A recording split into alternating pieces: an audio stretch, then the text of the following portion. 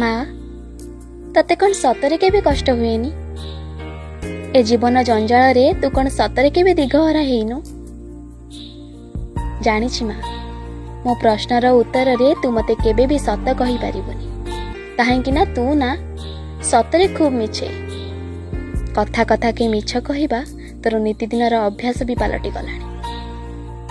ଦେଖିଛି ମୁଁ ବାରମ୍ବାର ରୋଷେଇ ଘରର କେଉଁ ଏକ କୋଣରେ ତୋ ଅଭିମାନ ଲୁହ ଗୁଡ଼ାକୁ ତୁ ଓଠ ଚାପି ପିଇଯିବାର, ଏ ସମାଜ ଲଦି ଦେଇଥିବା ସଂସାରର ଦାୟିତ୍ୱକୁ ନିଜ ମୁଣ୍ଡରେ ମୁଣ୍ଡେଇ ନିଜ ଯନ୍ତ୍ରଣାକୁ ନିଜ ଭିତରେ ସମାଧି ଦେବାର।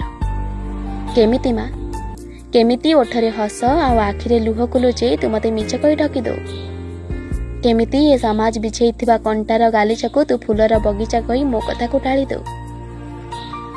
ଆଜି ଠିକ୍ ବୁଝିପାରୁଛି ମା, ତୁ ନା ସତରେ ଖୁବ୍ ମିଛେ।